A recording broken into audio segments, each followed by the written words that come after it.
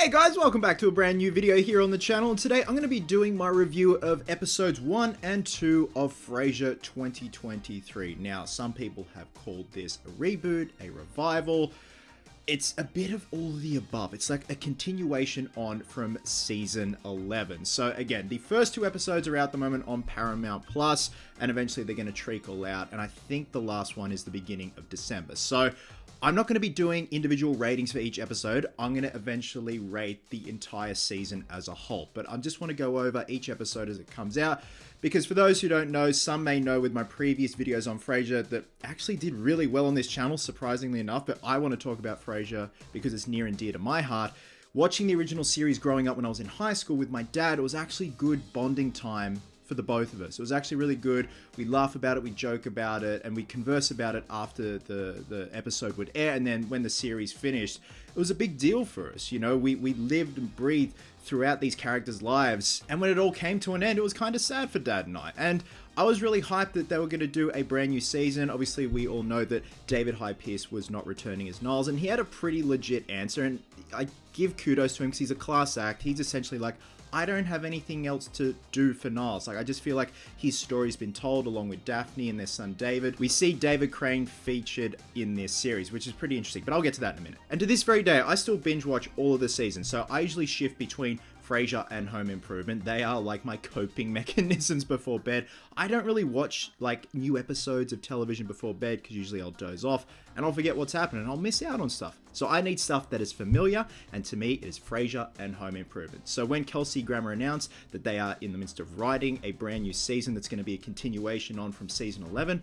I was stoked. Little bit sad that a lot of the characters weren't returning, but I gave it a chance. And if some of you saw that reaction video I did to the first trailer that Paramount Plus released, things just did not seem right. The humor just seemed very off and not on par with the original series. And I'm going to be comparing it a lot to the original series because it's like my review of Exorcist Believer. If you are going to be a direct sequel to the original Exorcist, you have to look, smell, sound, and taste like the original Exorcist for it to be done in a true, proper way. So the first two episodes are called The Good Father, which is a play on words from the original pilot called The Good Son, and the second episode is called Moving In. So we see Frasier arrive in Boston after his breakup, which kind of just is all for nothing with the end of season 11. He's greeted by his old friend from Harvard, and we also see David Crane, the son of Niles Crane and Daphne Moon, which is really cool. And the young man that plays him is actually really damn good. I was really surprised of how he captures the mannerisms of both David Hyde Pierce's portrayal of Niles and Jane Leeves' portrayal as Daphne. It was actually a nice little pairing. Subtle, if that's one way to say it, but he was just really damn good. It was like, he's the comedic relief, just like his father was in the original series. Now, this scene where Frasier arrives at the airport in Boston is full of exposition in regards to Marty's funeral. He's just come from his father's funeral, so they're obviously explaining the absence of John Mahoney, who unfortunately passed away several years ago, and his absence is a big void in this series, along with the other characters that aren't returning from the original series. Frasier is essentially trying to reignite his relationship with his son Freddie, who's actually now a firefighter in Boston and doesn't really keep in contact with his dad anymore. So I'm going to be bouncing back and forth between episode 1 and 2 because I kind of feel they're the two episodes that are kind of joined together to explain what's going on. So Frasier does eventually move in across the hall from Freddie. So before I get to my gripes of what I've seen so far, let me talk about the positives. I said the young man that portrays David Crane does an incredible job. The young man that plays Freddie I think is pretty cool. It's sad that they didn't get actor Trevor Einhorn back to play Freddie, who played Freddie in the original series. I think it just would have been great.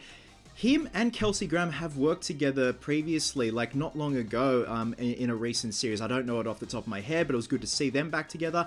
I don't know what the problem was. I don't know if they even approached him at one point, but they have another actor playing Freddie now, who is fine for the most part, but he has that kind of quirky How I Met Your Mother, How I Met Your Father humor. The entire show pretty much does, but I'll get to that in a bit. Next up, my favorite part of this show is Kelsey Grammer. Kelsey Grammer has not missed a beat playing Dr. Frasier Crane. I love how he changes the tone of his voice just a little bit, because in real life, he's like this real hard American accent, but in Frasier, he has this upper class kind of nod to his accent, and it's so good. Like I said, he hasn't missed a beat. He's still Dr. Frasier Crane. But amongst that, I feel the character is lost in a sea of unfamiliar people. It's a brand new setting, which is fine.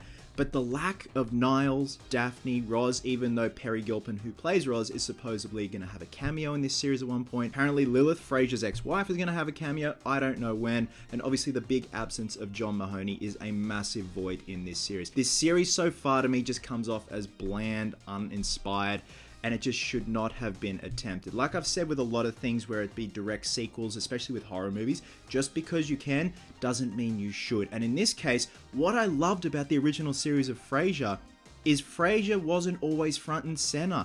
Most times out of 10, it might have been about Niles, Daphne and Niles together, about Marty, about Roz and her daughter, or hell, even Bob Bulldog Briscoe or Gil Chesterton.